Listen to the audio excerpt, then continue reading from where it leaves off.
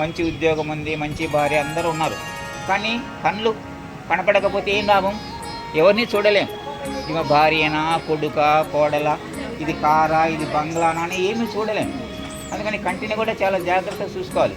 అందుకని ఇప్పుడు విపరీతంగా కంటి జబ్బులు ఎందుకు వస్తున్నాయంటే సెల్లులు బాగా చూడటం, ల్యాప్టాప్లు చూడటం, ఇంకా సినిమాలు చూడటం, ఇంట్లో కొద్దిగా సమయం ఉన్నా కానీ టీవీలలో సీరియల్ పెట్టుకొని చూడటం, ఇలాంటివన్నీ చేస్తున్నాం కాబట్టి మనకు అనేక రకాల జబ్బులు వస్తున్నాయి. కానీ కంటిని జాగ్రత్తగా వాడుకోవాలి. కంటిని కూడా జాగ్రత్త, అన్నీ కూడా మనకు బయటికి కనిపించే అవయవం.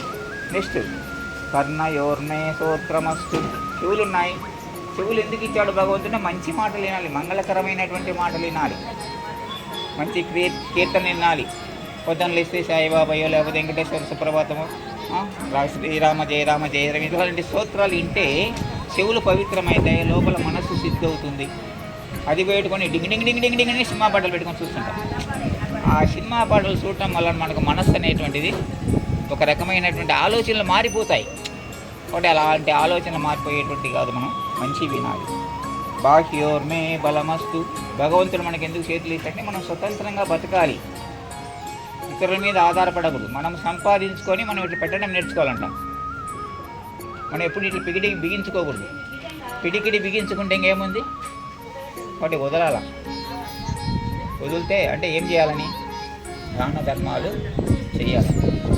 ఒకసారి వివేకానందుడు వాళ్ళ తల్లి చెప్తుంది, మీ నాయన సంపాదిస్తున్నాడు, నీకేమి మిగల్చట్లేదు. నేను చెప్తే ఇంట్లేదు మీ నాయన, నువ్వు పోయి అడుగుపో నాయన అంట. ఆయన వివేకానందుడు పోయి అడుగుతాడు, నువ్వు నాకేం మిగల్చటం లేదంట, అంత ఖర్చు చేస్తున్నావు, మమ్మీ నేను అడగమన్నానంటే పోయి అడిగినాడు. అడిగితే ఆయన ఏం చెప్పినాడంటే, నువ్వు పోయి నీ ముఖాన్ని అద్దంలో చూసుకుని రా అన్నాడంట. పోయి అద్దంలో ముఖం చూసి వచ్చాట. అర్థమైందా అని అడిగిందంట తండ్రి. అర్థమైందని అంట వివేకానంద. అంటే ఏంటంటే తల్లిదండ్రులు సుందరమైనటువంటి శరీరాన్ని మనకి ఇచ్చారు, చదువులు చదివించారు, సంస్కారం ఇచ్చారు, ఉద్యోగాలు సంపాదించుకునే వాళ్ళు సంపాదించుకున్నారు, లేని వాళ్ళు వ్యాపారాలు చేస్తున్నారు, ఏదో ఒకటి వ్యాపారం చేసుకుని జీవిస్తున్నారు. కానీ మేము సంపాదించింది మీకోసం కాదు, మిమ్మల్ని ప్రయోజకులు చేసి మేము జీవించి మీరు స్వతంత్రంగా జీవించే దానికోసం మేము మీకు నేర్పిస్తున్నాం. మేము సంపాదిస్తే మీరు తినడం కాదు, అది నేర్చుకోవాలని వివేకానందుని తండ్రి వివేకానందుని చెప్పారు.